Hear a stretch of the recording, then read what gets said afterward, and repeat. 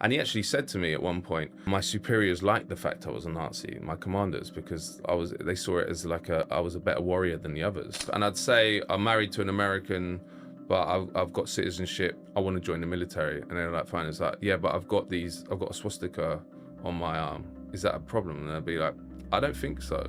One part that I also just kind of stopped at, where he was even hating on the camels, where he was like, goddamn camels. Yeah.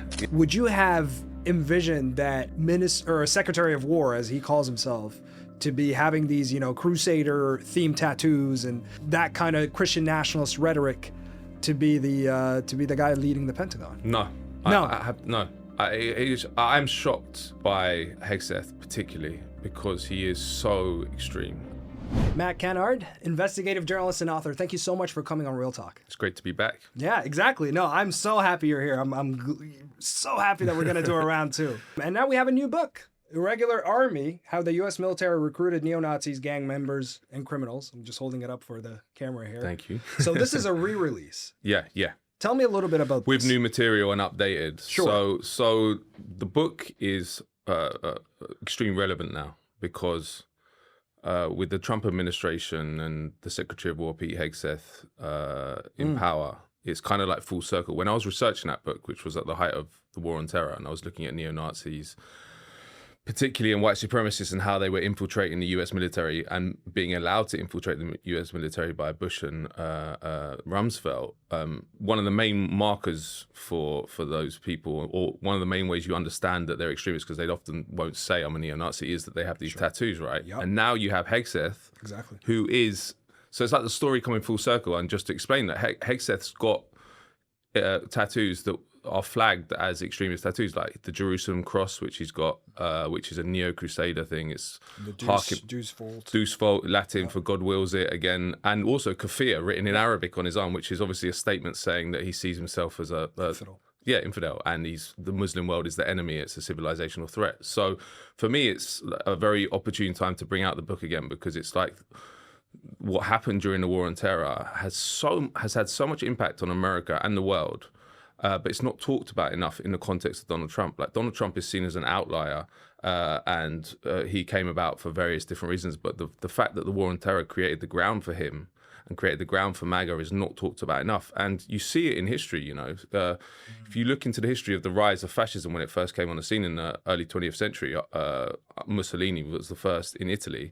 That was directly after the First World War, and Mussolini took advantage of the disaffected troops in Italy. Although they won the First World War, there was a lot of feeling amongst the troops that we didn't get anything for it, and it was a failure from that extent to that extent. We made all these sacrifices and we didn't get anything. And he used that disaffected those veterans to kind of build his fascist movement. And then obviously the same in Germany later on under Hitler, the whole of the rise of Nazism, the context of it was losing the First World War, the Treaty of Versailles being punished by the winning powers, and Hitler tapped into all that. So you see throughout history that fascism often takes advantage of a failed war, or what's perceived as a failed war, where you have millions of soldiers. And by the way, there's 2 million veterans of the war on terror in the United States.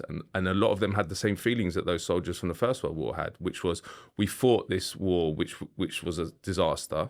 I mean, most people, we weren't treated well when we came back. We weren't seen as the heroes we should be. We weren't given healthcare. And a lot of them are in poverty. I think it's very important when we try and understand Trump, when we understand MAGA, which I think is maybe not completely fascism, but it's on its way and actually arguably is already, to look at the war on terror as kind of the incubator of that. And the reason we don't, I believe, is because it points the finger at the Washington elite, which doesn't want to talk about this. And because obviously the war on terror was a bipartisan affair. It was initiated by Bush with huge support from the Democrats, including the illegal invasion of Iraq, all the unconstitutional moves that Bush made to kind of clamp down on civil liberties, like the Patriot Act, warrantless surveillance, all that was backed by the Democrats. So, and now they position themselves as saying, oh, Trump is this awful outlier. But in fact, they created the conditions for him. And it's important. And just to finish, that what we have going forward is a huge, huge domestic terrorism threat, because these people, these From neo-Nazis, white supremacists. White supremacists, neo-Nazis, but also the mentally ill soldiers, people with PTSD who weren't treated, who were sent back into combat. They're all back in the United States, and they are not going back to the United States to become priests. Especially the neo-Nazis and white supremacists, they never really believed in the war. But what they saw it as was a way of getting training courtesy of the US taxpayer, which they could then use the skills that they learned courtesy of the US taxpayer, bring them back to the United States to start what they call RAHOA, which is racial holy war. Their main goal is to initiate all against all civil war, race against race, which will end with a white supremacist regime in Washington. So that's all playing out. And we've seen through recent history how this happens, with Timothy McVeigh, which was before 9/11 the biggest domestic terrorism attack in US history in Oklahoma City in 1995. He was a veteran of the first Gulf War. So this isn't something that's going away. In fact, it's ratcheting up. And one thing I do is look at local news reports in the United States still. Stories that most people wouldn't look at, like a murder or some criminal activity in some small town. But often you can trace it back to the war on terror, and they're often veterans. Obviously not all the time, but there's a massive reservoir of disaffected, desperate people that fought in those wars that are now back in the United States and causing trouble basically for the domestic society. And then the other side of that is what impact did this have on the people in the occupied countries? If you're sending a neo-Nazi or a white supremacist armed with an M16 or an M4 to a country full of brown people in a war which is actually internally often presented in racist terms, and you document it here in terms of Iraq and Afghanistan. Yeah, well, there was someone, I won't say who the general was, but it's in the book. But one veteran of Iraq told me that he heard this most senior general in Iraq calling Iraqis Hajis. Now, Hajis is a racist term that they use for the Iraqi population, and it was prevalent, talking about Iraqis in dehumanizing racist terms. So you have that context. You have the fact that they're neo-Nazis anyway. They see anyone who's not white as the enemy, and you're giving them a gun in the middle of this war, which also saw complete impunity for crimes committed. There was so many massacres that we don't know about. That there's a few in the book that we found out about eventually. One being, which is important to mention, is the Mahmudiyah massacre in 2006, which was a horrific massacre just south of Baghdad, where there was a group of soldiers who were on a checkpoint, and they said, well, one of them said, look, I mean, I don't really want to use the terms that he used, but he basically said, we've all killed Iraqis. Now I want to have rape one effectively. Yep. So they went to the house of this 14-year-old girl that one of them had been keeping an eye on. They separated her from her family. It was Stephen Green, right? Yes, Stephen Green. And she was called Al-Janabi was the family. And she was separated from her family. They killed the family. Then all the soldiers raped the 14-year-old girl and then killed her and then burnt the house down. But it's interesting what happened, because they claimed it was the work of insurgents. They burnt the house down and claimed it was the work of insurgents. The US military bought it.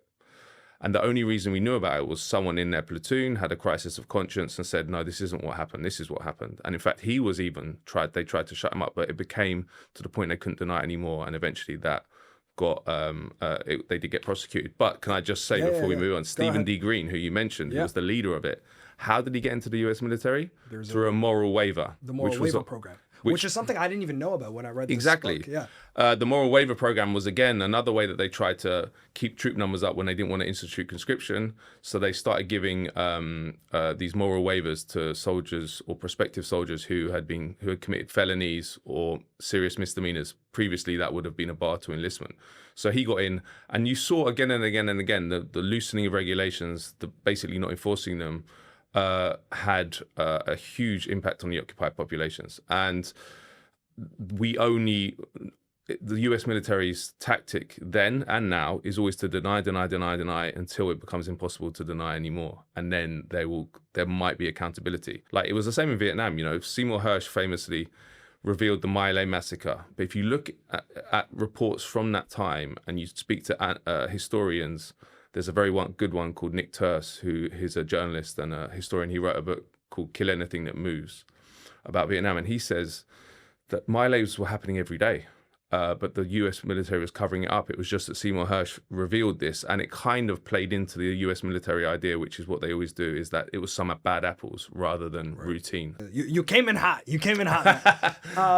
But because that the Rumsfeld Doctrine is actually something quite central to the book, and that's where I want to start. Yeah. But briefly, because I don't want to spend too much time on background, but I am interested in what made you want to do this book. If you can just briefly summarize that for me. Basically, I started this book when I was quite a bit younger, but I'd done some work on the far right in Britain, and I've always been kind of fascinated and interested in Nazis because they're just such a distilled evil that it's just the fact that they still exist. And also I was aware then, and I am aware now, that it's always a permanent threat, fascism, and I don't think it's taken seriously by liberal elites. And so I went to the United States and was... Especially during that time, by the way. Yeah, exactly. Not at all. And I knew that at that point, the US military was struggling to recruit enough troops. Yeah. And they wouldn't institute conscription because they didn't want a Vietnam scenario where it would get so unpopular to have to withdraw, which is basically what happened in Vietnam.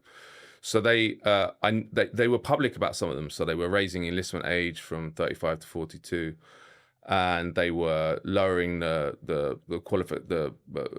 school qualifications you need, the IQ tests. All of that was kind of being thrown out, but kind of publicly because they wanted to entice people. Enlistment bonuses were being put up. So I thought, okay, if this is happening publicly, I'm sure they're getting rid of regulations that are a bit more embarrassing to them secretly or quietly. So I started calling up neo-Nazi organizations, which you can do in the States. It's not like here. You can't, they don't have websites here, but in the US, the main ones like the National Alliance and others will have websites. So I started calling them up just to sort of see if this was a story. And the people on the other end would be like, I would start talking about the war in Iraq, and they would say, I would say, have you got any people in the US military now? And they would say, yeah, we've got loads. And then I'd say, but you can't get in with the swastika on it. They would say, oh yeah, but these days you can. So that was your lead, basically. And then I was like, this is a huge story. And so then I started actually meeting with different neo-Nazis, which was quite hairy at different times, but and they were all saying the same thing. In fact, but how did that strike you, Matt? Like sitting down with someone who openly declares himself to be a neo-Nazi. It's strange. I mean, the main character in the book is a guy called Forrest Fogarty who served in Iraq from 2004 to 5, and he's like a Hitler worshipping Nazi, and he was part of the Hammerskins, which is the ADL calls it the most violent skinhead group in the US. So I went down to Tampa actually to a zoo. Yeah, well, with his kids. Yes. See, that was so bizarre for me just reading that. Well, it was a complete. So I first went there and met him at a restaurant by the side of a bar. But again, it was a strange experience because he's there in his wife beater vest and he's fulminating against black people, Jews, all the usual stuff. And I looked like his friend rather than no one knew I was a journalist. So I was just sort of like, and he was talking about how often he gets into fights and stuff. So that was quite hairy.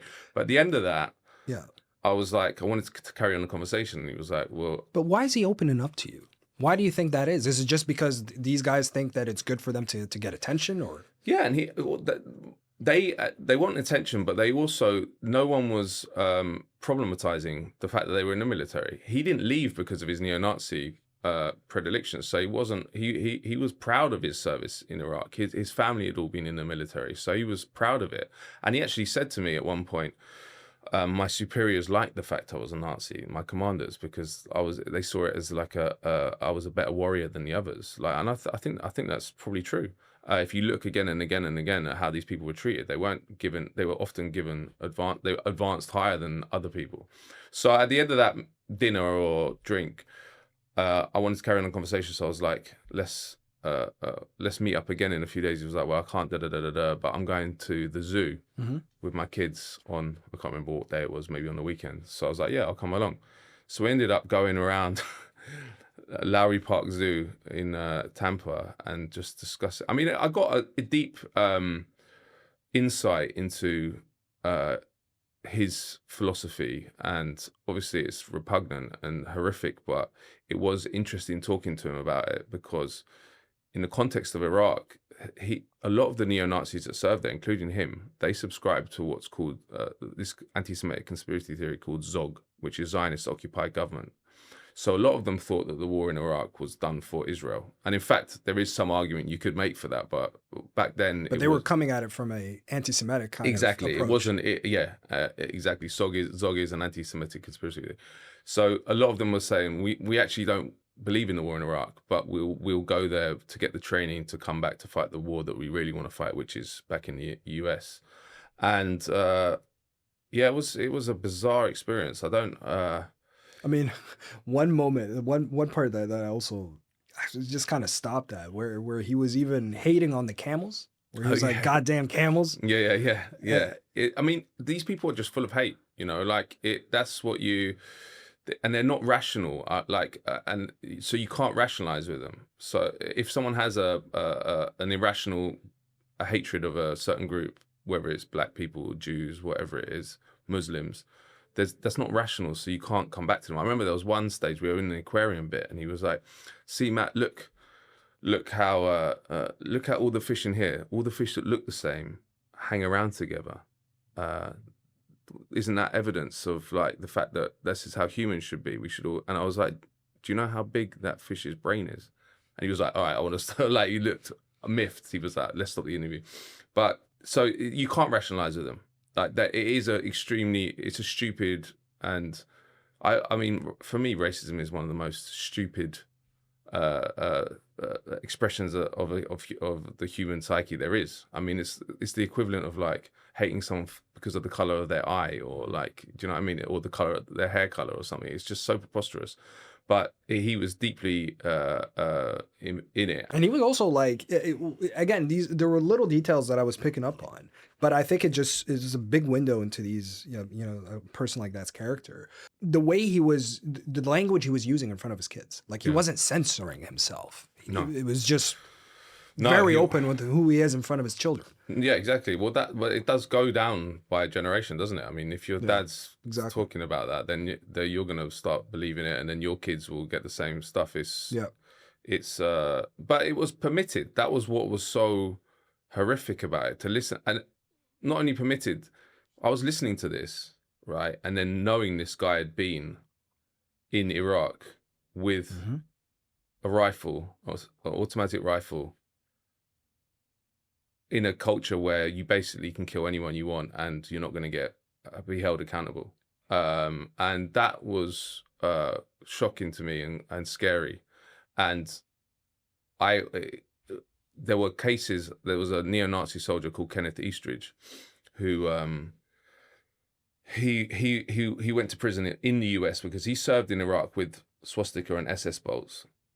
And he came back to the US, and him and two other soldiers killed another fellow soldier. So those three soldiers that were convicted went to prison in the US. In the trial, one of Jose Barco, who was a soldier who was in Iraq with him, said this guy Eastridge would go around Baghdad taking pot shots at locals out of a tank, and he said at least one was hit. So that was the rigor, that was normal.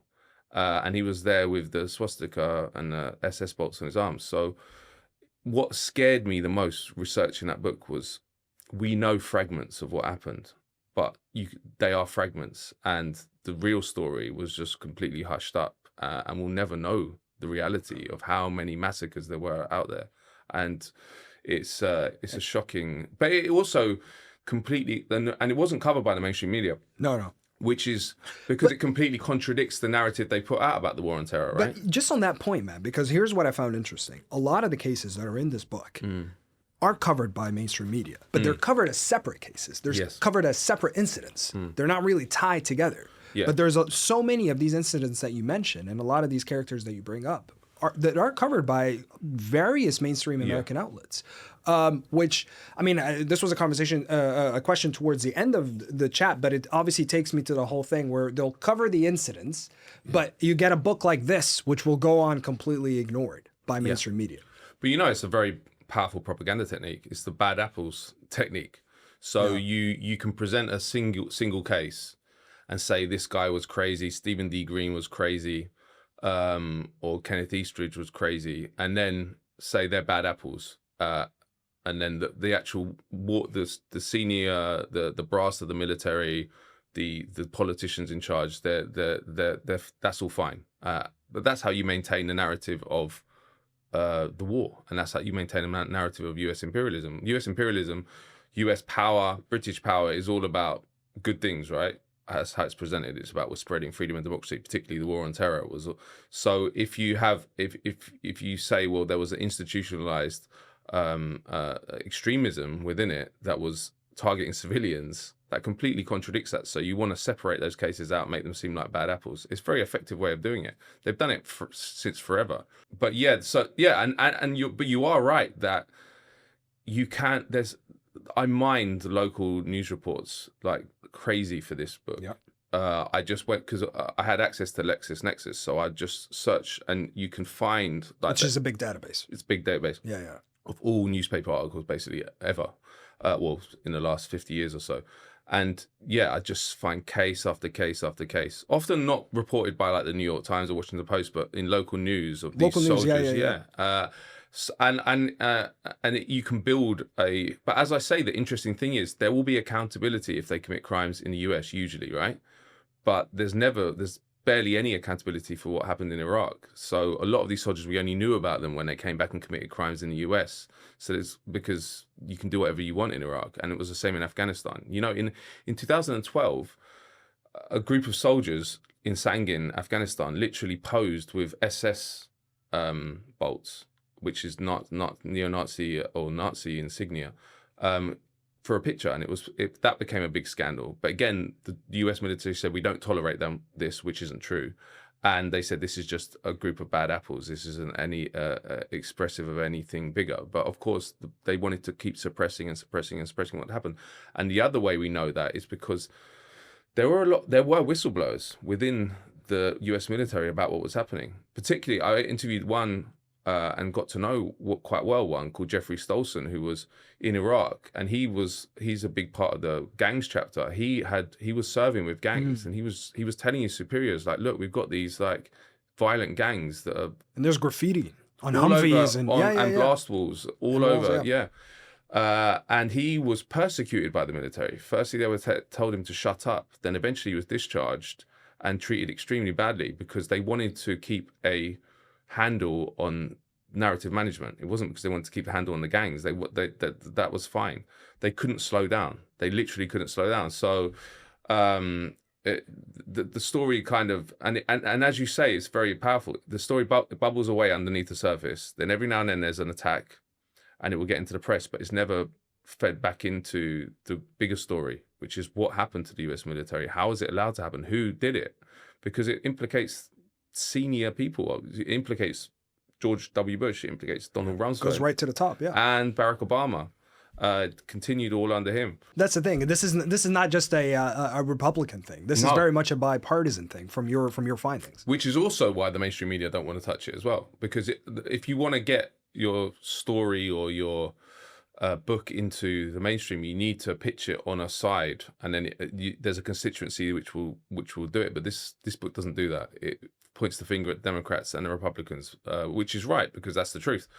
But they have a lot of blame for it. And then you now have Pete Hegseth, who has basically institutionalized the policy. When he was giving congressional testimony, when he was proposed to be Secretary of Defense, he said, we want to stop all this investigations and focus on extremism because it's just a liberal witch hunt within the US military. So that is an open invitation to neo-Nazis and white supremacists to come into the US military. So that's the situation we're in now.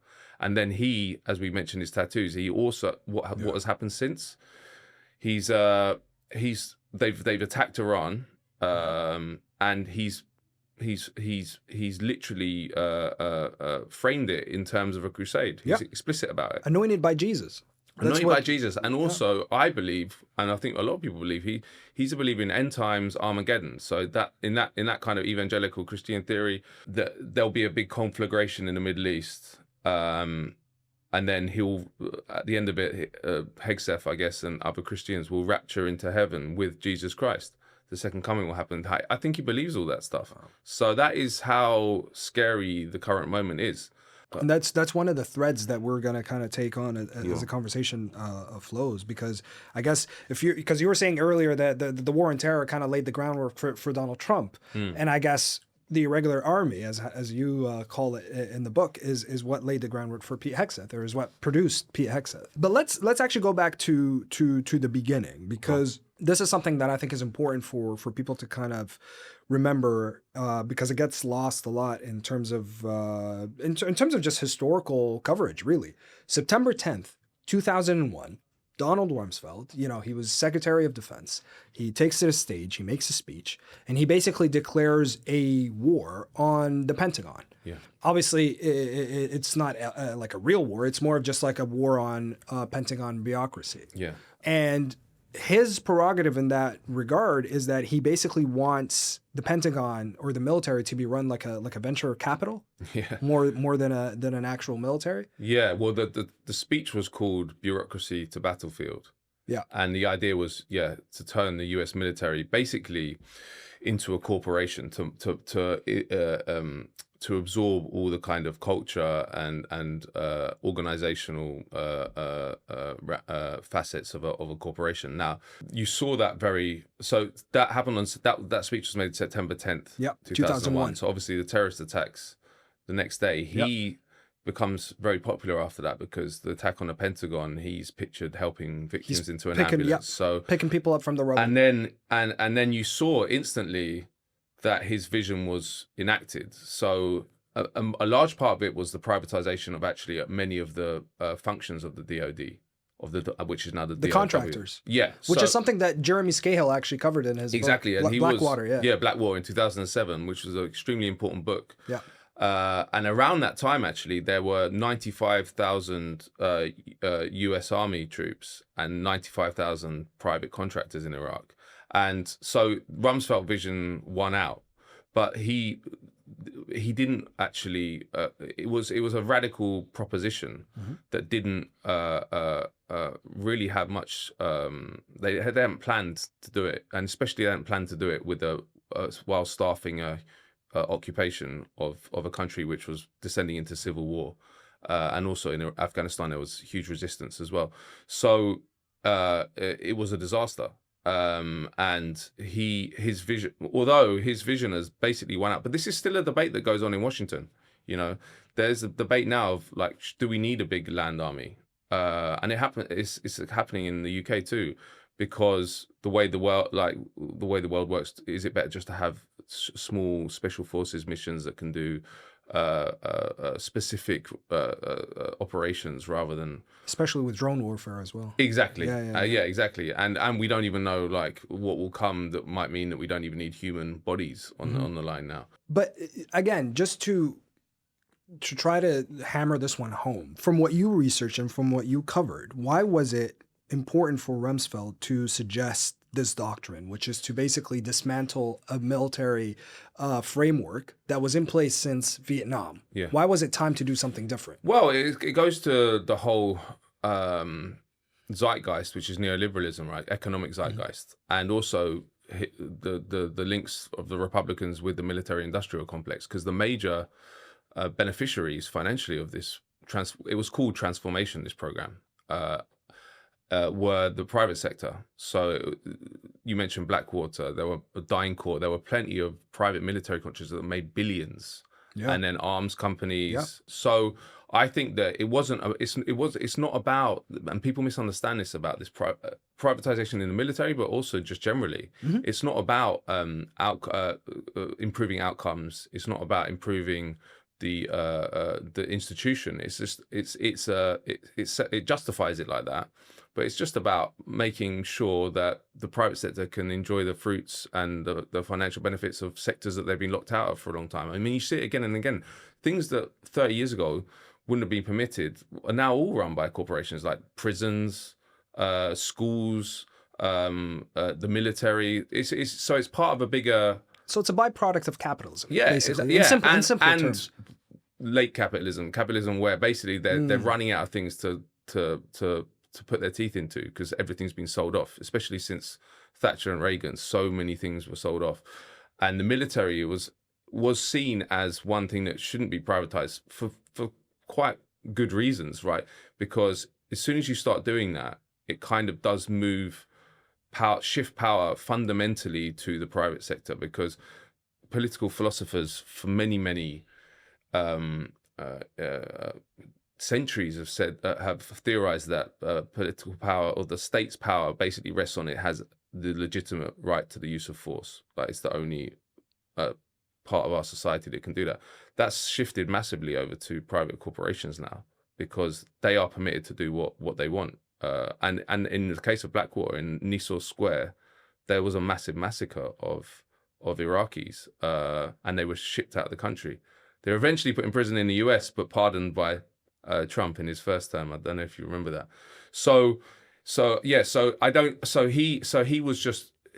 He was doing what the Republicans have wanted to do to every part of American society. They wanted to do it to Social Security. That was a big debate that happened under the Bush administration. I think that's why he did it. He wanted to give money to his friends, or stuff cash in the pockets of his friends in the private sector. So then, coincidentally, the war on terror begins the very next day. Yeah.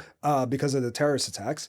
But how does that doctrine kind of go into action from that new phase that America enters? Yeah, well, the first one is so when as I mentioned, in Afghanistan they did do the Rumsfeld style special forces mission and bribe local warlords and get to Kabul quite quickly. It was seen as quite a successful operation. I think they went into Afghanistan in October, so the following month.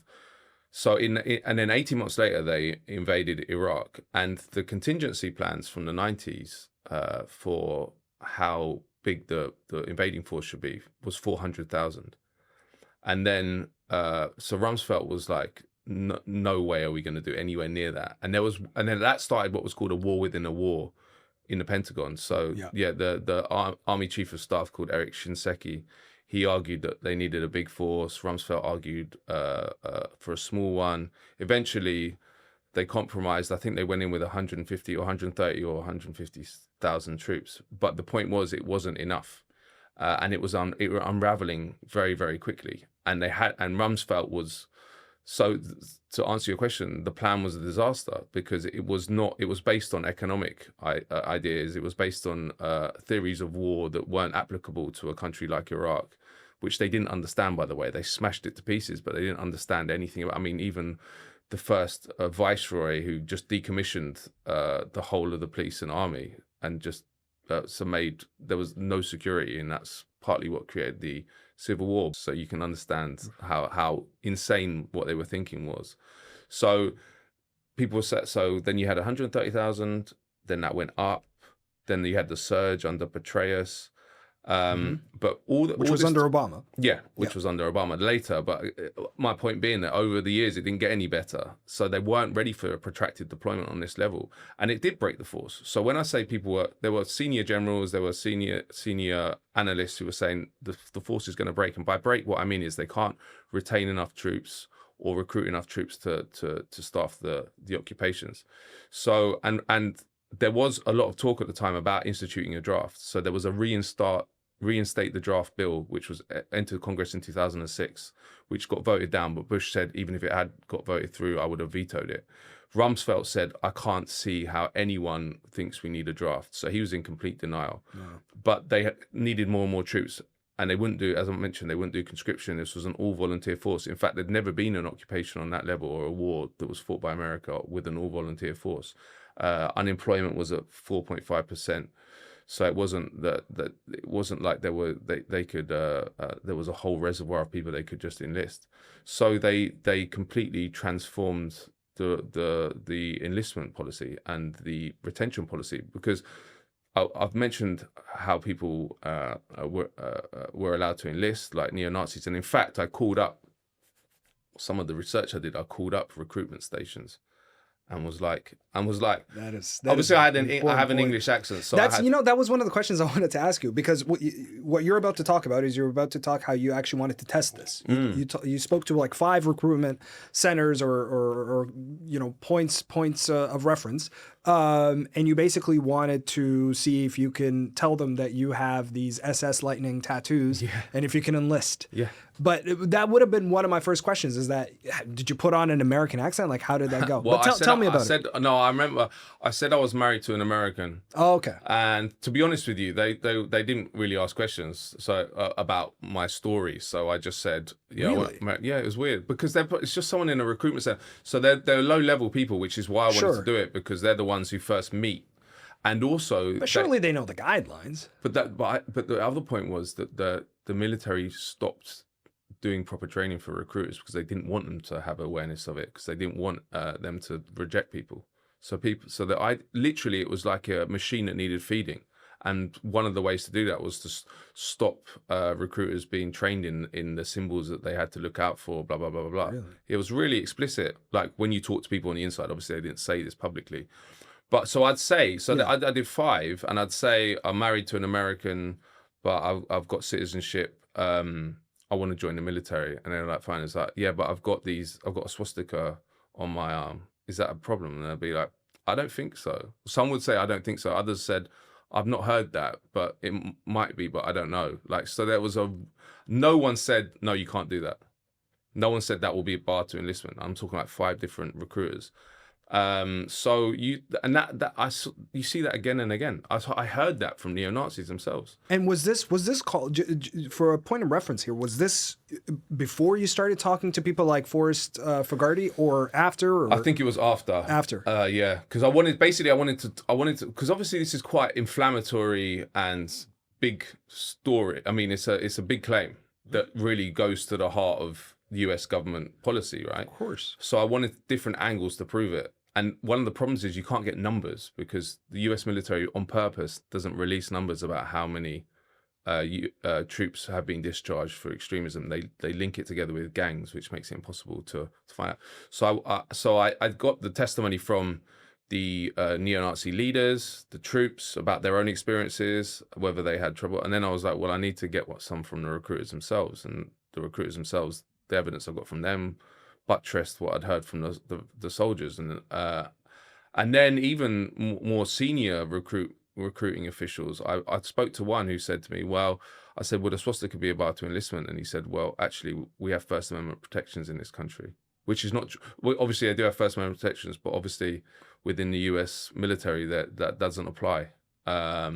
So there was no countervailing evidence. There was no one I spoke to, and I'm not just saying this because I'm a journalist and I want to prove my thesis. There was no one I spoke to who said, actually, you got this wrong.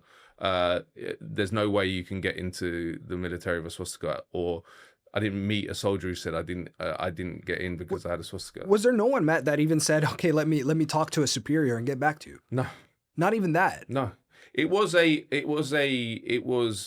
was battened down the hatches time. It was a complete crisis. As I mentioned, the US military was breaking in real time, which hadn't happened since Vietnam. And Vietnam was a conscription and there was a draft. So this was like unprecedented, and they had to do whatever they could to staff the occupations. And they would. This is they wouldn't institute conscription because the war was already so unpopular, and it probably would have turned the tide even further. So they literally anything went. And actually, they were, at the height of the war on terror, 1 in 3 adult males in the US, only 1 in 3 actually met enlistment standards. So obviously, if you're in the Pentagon and you're thinking, well, we can't institute conscription.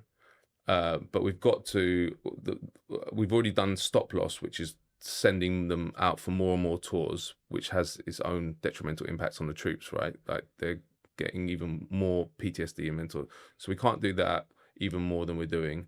What can we do? And then someone in the Pentagon says, well, 2/3 of the American adult population don't qualify for the military. Let's just open it up to them. And that's basically what happened. All right, so let's get into it. Some of the groups that you cover, basically as part of this recruitment process, are white supremacists and neo-Nazis, gang members, convicted criminals, the mentally ill, physically unfit. There are always green card holders as well that you mentioned before we started filming. But I want to go back. I want to go back to Fogarty, the neo-Nazi that you met, because there was an interesting part of his story where I believe it was an ex-girlfriend who had sent like a dossier of photos to his superiors to basically prove that he was a white supremacist and a neo-Nazi. And it didn't really lead to anything in terms of consequences. I think there was some sort of committee that was convened, but it kind of ended up not holding him to any kind of account, because he even, I think when he was talking to you about it, he recalled some sergeant in Iraq or in Baghdad being like, "Aren't you the racist motherfucker?" Yeah. But that was really it. It was almost like a joke. Yeah, I mean, but this is what I'm saying. They had complete impunity. So I can't say I was shocked by that, because I'd seen it so many times that every single soldier I spoke to who said that at some point their commander might have found out that they were a neo-Nazi, none of them had said, well, he told me that I've got to leave the army. They were like, you can stay. And in fact, in some cases, they would say, well, this means you're a good soldier. This means you're a good warrior. You're willing to do. In fact, Fogarty said, my commander sent me on the hardest missions because he knew I was a racist. You know, like and that's a real thing. I don't think it was just rhetoric or bravado from him. I think that was real. And there was, I mean, so through the Freedom of Information Act, I got documents on one specific soldier, right, who was found to have given white supremacist literature out at a base, and he was a known white supremacist, and he had been given or had given documents to a white supremacist group about a terrorist attack which had been planned, right? And this is all in this report. And then I read to the end of the report, and it says this soldier has been this case has been dismissed, and this soldier has been deployed to Iraq. So even a soldier, and I know this sounds insane and like I'm making it up, but there was a soldier that was found to be planning a domestic terrorism attack who and the case was closed, and he was sent to Iraq. That's how insane it got, that there was I think that the command must have come down, and there's evidence actually that came out in leaked memos and stuff that just do not kick anyone out. And that went for alcoholism, drugs. You know, there's a chapter on alcoholism, and actually that chapter starts in Abu Ghraib about the torture scandal, which became very famous after the pictures of all the torture and the abuse became public. Now, one of the parts of that people don't know, and was not really talked about at all, maybe in a few newspapers, was that there was a lot of all those soldiers were drunk when they were in Abu Ghraib. Like it was a frat party kind of vibe. They get drunk and abuse the prisoners. Now, in normal times, that would never be allowed to. You're not allowed to drink alcohol in the US military. It's banned. No. But this was known about. In fact, investigations were stopped because they didn't want to have to kick troops out, or they didn't want to have to discipline them. And so again, you see the consequences of these policies on the occupied populations, on the prisoners, and then the same for PTSD, right? There was cases of soldiers, as I mentioned, suicide was the main problem for these soldiers that weren't treated or sent back into combat. When the military knew that they had PTSD and really severe mental health problems, they'd be sent out again.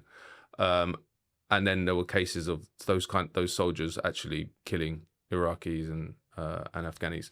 So it really became like for all the weird and wonderful of and dangerous of Americana that's what the US military became. And it's not, I don't think, sorted itself out in any way, because at the end of Vietnam, right, there was a belief that the military had been broken. The non-commissioned officers recruitment had gone right down. The society was afflicted with what was called Vietnam syndrome, which was basically I like that.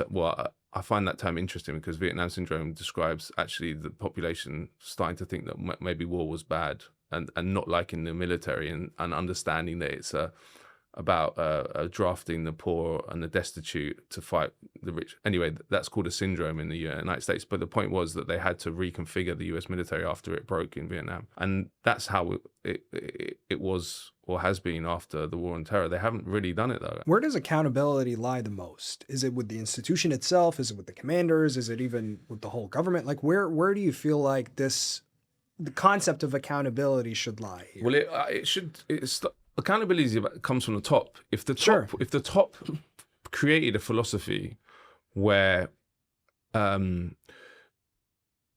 accountability was part of their operations, i.e., they said to commanders, "Look, if anyone does anything wrong, you have to prosecute them. You have to." That would change completely, but no politicians do that. Rumsfeld never did that. They don't do it now because they're fighting an information war as well, and they don't want the truth about what their troops to come out. So it's the opposite. They tell them cover up, deny until you can't any longer, and then it will come out. But the Israelis, I mean, are the kings of this, right? There's zero. To go back to your original question, there's zero accountability for them. There's zero accountability for them, and they flaunt their war crimes on TikTok. You know, they're soldiers and they're politicians. Yeah. One of the, and this is, I mean, it's sickening, but you know, like they post like Israel Katz, defense minister, posts war crimes. I mean, a lot of them do. Netanyahu does it, but it's complete impunity. So in some ways, Trump's more similar to that because another part of the Hegseth move within the Pentagon has been to say, I mean, he said literally, we don't want to apply these stupid rules of engagement. So rules of engagement are about when you can fire, and that they should be strict, right? You have to be under threat. There's many different facets of it. Basically, him saying we don't want to play stupid rules of engagement. You can shoot anyone. This is the. It's like combat's version of international law. Right? Yeah, exactly. Yeah, yeah. And most soldiers, interestingly, that I've talked to, take it seriously.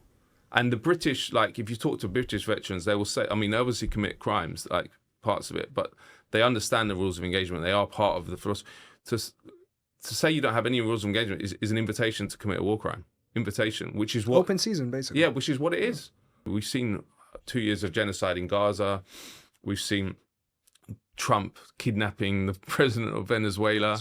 Like... and killing 200 people, including 30 Cubans, just like that, and no one seems to bat an eyelid. Like the norms are changing, and the U.S. military has become completely lawless now. Like in this book, I think I described the process by which we got to this point. Yeah. But we weren't and I think that Hegseth is the logical conclusion of it. Mm-hmm. But the point is, he is something different to what I looked at in the book, in the sense of like he's just open now. It's like we had to reveal and expose what they were doing quietly, and now he's flaunting it and celebrating it. And this is kind of like this is what is started with the genocide in Gaza. Like I've never seen a leader get up and ministers get up and flaunt their crimes like the Israelis. And now you're seeing the Trump administration do exactly the same thing. That is new. Even like, so the war on terror, Bush and Blair, even though they went to Iraq for oil and they destroyed the society, the 2 attacks on Fallujah, people forget about, but that was just horrendous. Everyone was a target in the Fallujah attacks. They niced it up rhetorically. They said, we're there for freedom and democracy. We apply the rule of law. That's gone now. That's gone now. Yeah. It's completely gone. You don't need to do it. In fact, it's like you're seen as what Hegseth would call a pussy if you talk about stuff like that, you know? Speaking of Hegseth, when is it when you met Fogarty? Was it like 2008? Yeah. Around that time? Okay. So when you were sitting across from Fogarty in 2008, talking to him about, you know, his story and the fact that he's an open neo-Nazi and that he served in Iraq and all of this, would you have envisioned that a minister or a secretary of war, as he calls himself, to be having these, you know, crusader themed tattoos and that kind of Christian nationalist rhetoric to be the guy leading the Pentagon? No. I'm shocked by Hegseth particularly, because he is so extreme. And the fact that, well look, they're not that dissimilar, Fogarty and him. Although he doesn't have swastikas, the tattoos that Hegseth has got on his, like kafir and the Jerusalem cross, he was reportedly not allowed to even serve on Biden's inauguration in 2021. I don't know if you heard that. No. Yeah. I haven't seen it confirmed, but it's been reported by reputable sources that he was not allowed to, because another soldier, a colleague of his, reported his tattoos and said he's an insider threat. So that was, so you now have someone who is literally contravening the long-standing extremism policy of the Pentagon as the leader of the Pentagon. So I couldn't foresee it, because bear in mind, I was doing these investigations at a time when, as I mentioned, the rhetoric was nice. The rhetoric, they would never publicly say we're crusading, or although Bush did say that God told him to invade Iraq, but it's a bit different, you know. But even with Hegseth, like the mainstream media has covered his past, and when it comes to the rape settlement allegation, when it comes to his drunkenness, when it comes to there was also an alleged incident where someone apparently heard him say kill all Muslims. Which is believable, right? If he's got kafir written on his, I mean, that is really, really scary stuff. So to answer your question, I wouldn't have expected this to happen. And the impact on the world it should worry everyone, because you're talking about the most powerful military in human history by far. You know, they spend as much on their military as the next 10 countries combined. They have like 800 bases around the world. They spend, according to some estimates, $1.5 trillion a year on the Pentagon. I know that's not official estimates. That's sort of independent analysts who have priced in different elements of that budget,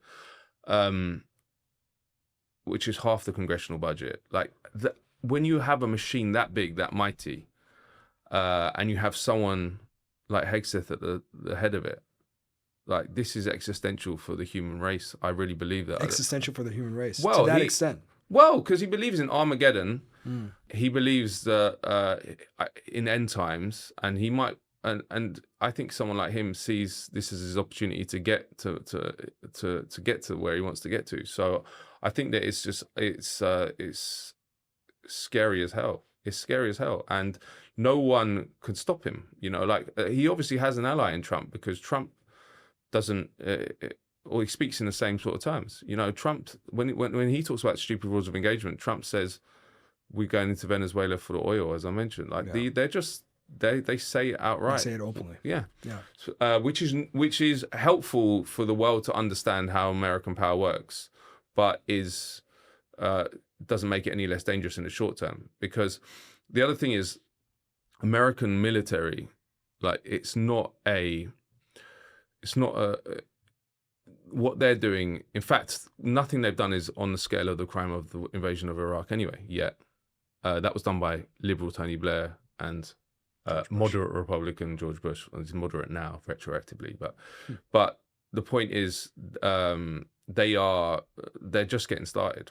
And I really, and that's why I think what Iran's done in surviving, because this is a war of survival for Iran, is important not just for Iran, the West Asia, it's important for the whole world. But let me ask you this, because we touched on Hegseth quite a bit in the conversation. I know you talk about him in the preface, the updated preface in the book. But I guess when Hegseth became the head of the Pentagon, the Secretary of Defense, how did your perception of your experience writing this book, did you look back at it differently? Like, did you kind of have a moment where you're like, are we coming for a circle? Can we draw a direct line from where I started in this book to where we are today? I mean, how did you kind of think about it in hindsight? Yeah, I mean, it did feel like it was coming full circle, because as I say, he served in Iraq and Afghanistan. Yeah. He was one of the soldiers that I'd seen with tattoos in Kandahar and Fallujah and places, and then there he was at the head of the US military, saying outright the policies that we'd been trying to expose as being done on the sly. It was a bizarre experience. It's a bizarre experience. It's that it's allowed to happen. Yeah. Like, how is the U.S. he had to be approved by Congress, and as you mentioned, he's got these tattoos, but he's also been reported to have been chanting "Kill all the Muslims." Can you imagine the head of the U.S. military if he was exposed as chanting "Kill all the Jews"? I mean, this is like Nazi Germany stuff, but because it's Muslims, no one seems to care. So the fact he's allowed to go there, the fact he's allowed to say, we're not going to deal with these stupid rules of engagement, the fact he's allowed to present the invasion, the attack on Iran as a crusade, it scares me to death, because it's like all the norms are being shattered and no one's stopping them. And once a norm's set, it's just the only place you go is more extreme until there's some pushback or they're defeated. But I can't see how you can defeat a military power of that strength. So it's it's a bizarre. It also, I feel vindicated in my reporting, because there were that actually, because it's such a big claim, right? Which is that the U.S. military are now, like, people would say, well, you haven't proved it. You're a conspiracy theorist, blah blah blah blah blah. But actually, everything I wrote in that book and investigated and exposed has been shown to be true, and also shown to be a massively important part of the puzzle to show to see how we're in the moment we're currently in. Because the US, although it's not looking at US society in general, the most important institution probably in US society is the military, because it's half the congressional budget. It's an empire, so it's everywhere. It's all over the globe. It's in I think 90% of UN member countries have some US military presence. So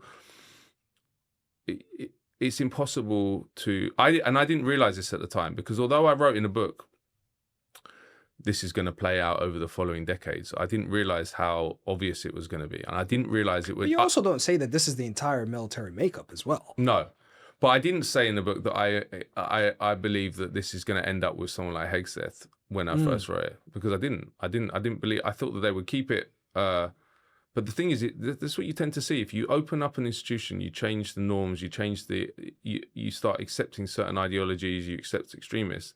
That has a long-term effect. You can't put that back in a box when you want to, and they can't put it back in a box. And now it's taken. They're in control of the car. And he's I looked under the lid of at this institution during the War on Terror, and it saw political derangement, and now that is in charge of the same institution. It's bizarre, but it should not just worry Americans. It should worry the whole world. And from your conversations, what do you think Army veterans see in Donald Trump? Because if we go back to the election, the statistics that we know, the 2024 elections, is that 12% of U.S. voters identified as those who have served in the military, and 65% of those voted for Trump. Do you have an indication of what they see, or why this huge rise in support? Yeah, I believe that he's smart in some ways at knowing where to position himself to get elected and to gain popularity, right? So he pitched himself against the War on Terror consensus, which was a bipartisan consensus. So he said, as I mentioned, we're not involved, or we don't want to be involved in nation building. We don't want to go abroad. We're going to do America first. We're going to focus on America. Obviously, that's turned out to be complete rubbish, but that fed into the veteran community's feelings about being fighting a pointless war and all these sacrifices for nothing, and the trillions spent on those wars that weren't invested in the US. And all of that's legitimate, right? All those grievances are legitimate, and they're not hearing anything about them from the Democrats and mainstream Democrats and Republicans, because they're the culprits. So that creates conditions for a demagogue, an outsider, to come in, say, well, look at all the elites that have taken us all around the world, spent trillions on these wasteful wars. I'm going to stop all that, and I'm going to make America great again by focusing on America. It's a very powerful pitch to someone who's felt like we've had these wild wars on behalf of not in the interest of Americans. So, but the scary thing about Trump is that he was obviously completely jettisoned all that, and maybe never believed in it to start with. But then where do those veterans, and it's not just veterans, by the way, it's a whole society that was kind of affected by the war on terror. Where do they go next? And the only place to go is more extreme than Trump on the right. There's obviously, you could go left, and you do see that, but then every time there's a chance for a left, then the Democrats themselves destroy it, like Bernie Sanders. So that also scares me. And it's like, how much more extreme can you get than Pete Hegseth? I mean, the next stage is someone literally with a swastika. But if you've got someone who's white, I mean, he's basically like Tommy Robinson, isn't he? I mean, in the terms of his politics, like Tommy Robinson would have a kafir. He probably doesn't have a kafir tattoo, but like the point being, Hegseth is such an extremist, and he's already in power. And the other point is that they're stupid. That like they can't. That they can't strategize in a way to win. They didn't win. They've been defeated in Iran. And I wouldn't trust Pete Hegseth to make me a sandwich. Like, the guy is a frat boy, Fox News host, very, very limited. Every speech he's attacking the media. Yeah, every speech he's attacking the media. But he's stupid. But he is really extreme. And I don't think the American model of checks and balances. Sure. They kind of wanted to, or they wanted to devise something that extremists like him and Trump couldn't get into power. And there was checks and balances like the legislative branch. Right now, it's hard to even remember that America has a legislative branch. You don't ever hear about it. Like, if you look at the crimes of what Trump's done in Iran, kidnapping Maduro, bombing Nigeria, none of it's been voted on in Congress. Like, and this again goes back to the war on terror, again goes back to the Bush administration.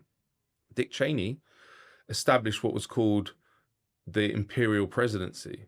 So the huge concentration of power in the executive branch. And that has continued ever since. And Trump is merely taking advantage of that now. It's also what Edward Snowden called, when he made his releases in 2013, he said, look, it was under Obama. So he said, you might believe that Obama's not doing anything with this information that he's collecting or the government's collecting on you.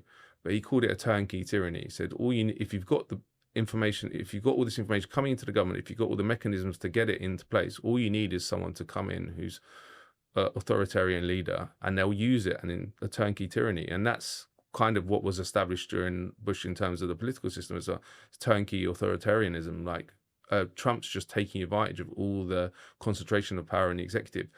And I don't know how America survives this, because I always thought like they could survive one Trump term, but two, and the norms, as I mentioned, are being changed, like and things like changing it to the Department of War, which actually is more honest, to be honest, than Department of Defense. You know what? Hold that thought, because I'm going to come back to I guess American decline, or the end of the American empire. But here's a question in terms of how you look at this book in retrospect, because we mentioned the bad apples argument earlier in the conversation.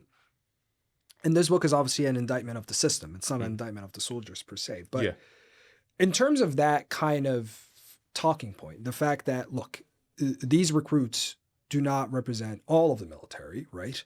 And so they are the ones who chose to be who they are.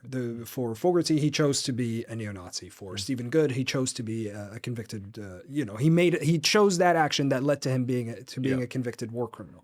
So at what point do you look at these individuals as also responsible for their actions, and not just being part of the system that is the one that's being indicted? Yeah. No, I think that they're responsible for their actions. I don't see this book as a anti-soldier book. It's not. But it's because that's the way that that's the way they want you to present it. They want you to present it as it's the fault of these individual soldiers and stuff. This all comes from the brass. This comes from the politicians. These systems and this permission to enlist extremists comes from the politicians, and they use it to deflect from them the individual cases or the individual soldiers. So but that, I mean, yeah, they are to blame for their actions, but they were permitted by a infrastructure to carry out those actions on that family in Mahmoudiya or other atrocities that happened in Iraq and Afghanistan. So I think need to go to the top. There's no accountability, though. There's zero accountability. There's zero knowledge. This is the other point. I think journalists are complicit in this because, as you mentioned, yes, they're covered on an individual level, and as you said as well, that it's never covered as a whole. Yeah. If it was, there would be pressure to actually deal with this threat, to deal with the lack of regulations. Because when I published this book, started with an article I published in Salon. You remember? I don't know if it still exists, but it was a sort of online magazine that exists. That was the first real investigation of this in the whole of American media, which is mad. This was like in 2009 or so. How is it that people are too scared to cover it, or they don't think it's a story? How is it? How did it get to that stage when you have a country of 300 million people? Merely, and it goes to what I'm saying, it's the propaganda system doesn't want to reveal truths like this which contradict the narrative put out by the state. This basically smashes out the water all the bullshit about peace and democracy, justice, because you don't establish democracy, freedom with neo-Nazis, gangs, criminals. Doesn't happen. So that's why I think they have. But if they had done it through the war on terror, if they'd put pressure on the government, if they'd revealed what was happening, the unofficial policy of allowing these people in, it would have changed. It's the same.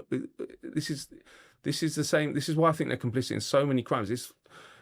I made this argument about Gaza, right? Look, if the BBC, which has its resources at its disposal, is like hundreds of journalists and huge power around the world and within the UK, if it actually did stories on the British role in Gaza, but also all around the world, the system would change quite quickly, I think. I really do think it will. But the fact they don't do that means that they are complicit in the system continuing. And the fact that they don't do that is why they're allowed to continue operating. If they started really revealing the truth, if US journalists had started really revealing the truth about this, they wouldn't be in a job anymore. So and then the nature of this kind of story is that it does pop up every now and then because there will be some kind of terrorist attack or murder. But it won't be compiled like this. No. Yeah. And it will be held out as an individual case. This guy was mental. How did he serve in the US? In fact, when this book first came out, there was a massacre by a neo-Nazi veteran in the Sikh temple in Wisconsin by Wade Michael Page, whose name was. And it was exactly as you said. Everyone was like, oh, well, how did he get to serve, blah, blah, blah, blah. And then actually I looked into it. It was like, well, he was allowed to serve openly as a white supremacist. And this came out within military publications. And then, yeah, sorry. No, it's okay. What was the reaction to this book when it first came out, Matt? Zero, really. I mean, it wasn't reviewed anyway. It was reviewed in the Daily Beast. I wrote a short piece for New York Times online because of that Sikh temple massacre, but it wasn't really covered properly. But I wasn't surprised by that because, as I mentioned, I didn't pitch it as like an attack on the Bush administration, which I think would have done if it was more. It would have been more partisan. Yeah, if I'd been calculating, well, I would never do journalism like that to calculate it to get some constituency so it could sell well. But I was aware that when I was writing it, that if you basically point the finger at the following Obama administration and also point the finger at the Democrats for their support of various policies by the Bush administration, then people aren't going to be interested, and that's kind of how it turned out. But as I say, this book is one that is going to stay relevant for like decades, unfortunately, because none of the issues talked about are going to go away. None of the individuals that were allowed to serve in Iraq and Afghanistan are going to not all of them obviously are going to commit terrorist attacks or get involved in criminality, but some of them will. And every time that happens, then the book is relevant again. And then there's the bigger question of what does this say about American power? Because the epilogue to the book compares it That's to... my last question, actually. Because Yeah. I'm running out of time, but that takes me to my last question, is that how, you know, again, the concept of the decline of American empire, the decline of American hegemony, U.S. hegemony. How do you look at it through the scope of this book? Well, in the epilogue, I compare it to Rome. So, like, you know, Rome in the 2nd century was at its height, and it was seen as like the greatest empire in history. A third of the earth, or a third of the population of the earth, known population, was living under it. It fell very quickly. Like in 410, Rome was sacked for 3 days by the Visigoths, which were the Germanic kind of barbarian tribes which had earlier been slaves. Like a huge moment. They looted for 3 days. How did that fall happen so quickly? And there's been 1,000 years of different historians coming out with different theories. But when I was researching the book, I started looking at those different theories. And there's one really prominent one, which is the military explanation. And there's actually a book called The Fall of Rome, The Military Explanation. Now, this author says that what happened was Rome started employing the barbarians that weren't Roman into the army. So they would get these people that weren't aware of Roman tactics and legionary etiquette or whatever into and pay them. So they were mercenaries. And that obviously has a mirror with the war on terror, with the private contractors, but also they started lowering standards on who could sign up because less and less people wanted to serve. And he says that that was the kind of progenitor of the fall of Rome, which again is argued about intensely, but you do see a similar pattern and dynamic, pattern and dynamic with what happened to the US military. And the sacking of Rome in 410 AD and then 9/11, like there's quite a lot of parallels, like that, the sense of like that we are weak or we can be attacked. It completely changes your psychology.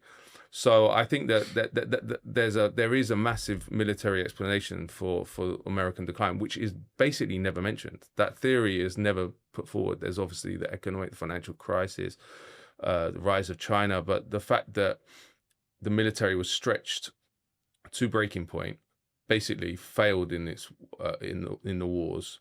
The fact that you have such the internal problems, which is probably the main threat to American power, is internal problems, exacerbated by 2 million veterans, all these different groups that have either suffering from PTSD or actually violent extremists now within internally that were enfranchised by the war on terror.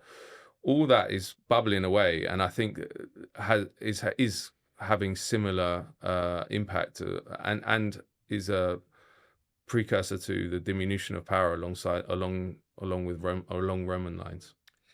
And we'll leave it here. The book is Irregular Army. Man, this was a really heavy conversation for a Thursday morning. It always is.